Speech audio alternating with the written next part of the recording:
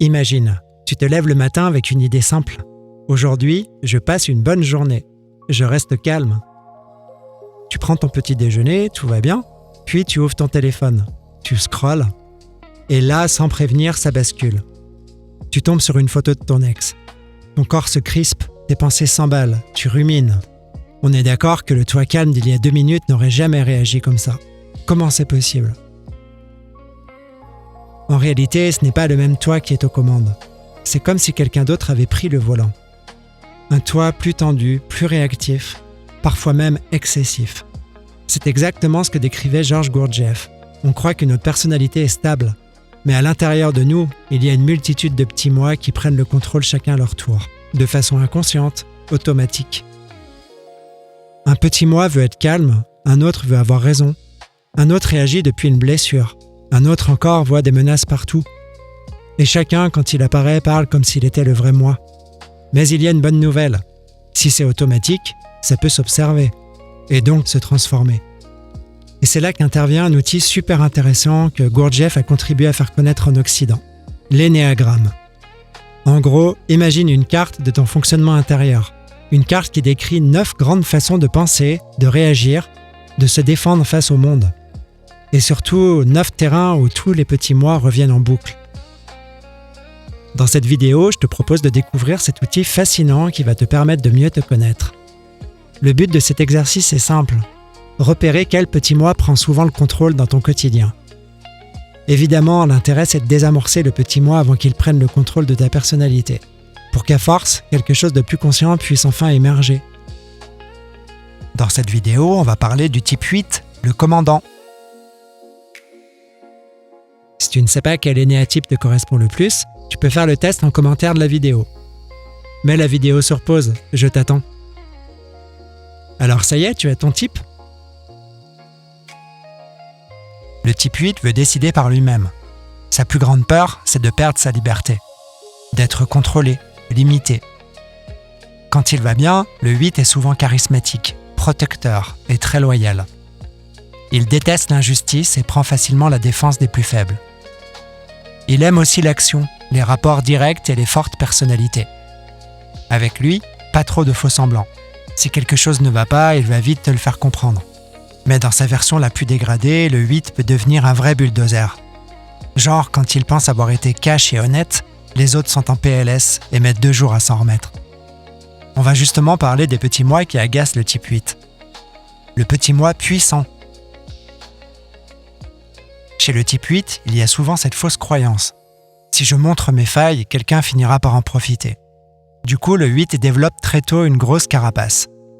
Il apprend à paraître fort, solide, inatteignable. Et honnêtement, ça marche souvent. Le 8 dégage naturellement une présence. Quand il entre dans une pièce, on le sent, parce qu'il occupe l'espace avec une énergie très affirmée. Il aime décider, agir, prendre les commandes.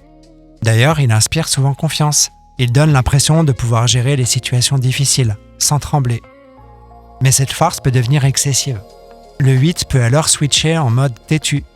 Et là, bonne chance pour lui imposer quelque chose, car le 8 déteste obéir. Et plus on essaye de le contrôler, plus il résiste, parfois même juste par principe. Exemple typique, si tu lui dis « tu devrais peut-être faire comme ça », son décodeur interne va lui dire « je vais donc faire exactement l'inverse ». Le petit moi contrôlant. En fait, le type 8 a peur qu'on le contrôle.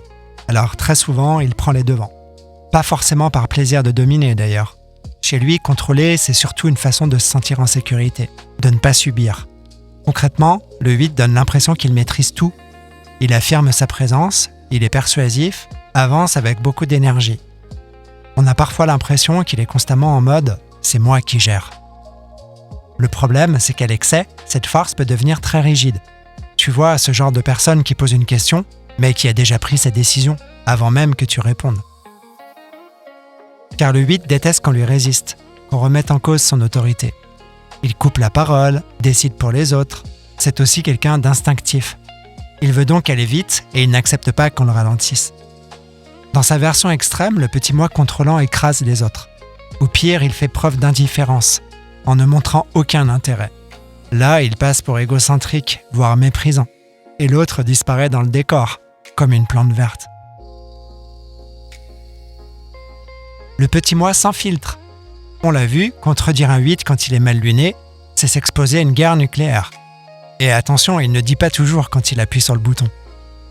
Un dîner improvisé entre amis? Ne lui propose surtout pas ton aide pour faire la vaisselle. Et si tu insistes, il va te répondre sèchement « fais comme tu veux », avec une énergie qui signifie clairement « reste à ta place ». La discussion tourne à la politique et tu veux contredire ses opinions? Là aussi, erreur. Le 8 va lever les sourcils et tu seras mortifié sans même qu'il ait besoin d'ouvrir la bouche. Quelque chose te tracasse émotionnellement? Tu veux vraiment partager ça avec un 8 mal luné? Il va trouver ça agaçant. Il va te répondre sèchement « bouge-toi un peu » avant de repartir faire la vaisselle. Dans sa version dégradée, un type 8 a une méfiance de base envers tout ce qui est vulnérable, surtout sa propre vulnérabilité. Pour lui, les non-dits ou les sous-entendus peuvent être plus dangereux que la confrontation ouverte. Voilà pour le type 8. Maintenant, la vraie question, lesquels de ces petits moi as-tu reconnu chez toi? Parce que le but, ce n'est pas juste de comprendre. Le but, c'est de les voir arriver, de capter le moment précis où ça bascule, avant qu'ils prennent toute la place, avant qu'ils décident à ta place. Dans l'énéagramme, chaque type ne fonctionne pas seul. Il est influencé par ses deux ailes. Ce sont les énéatypes qui sont juste à côté.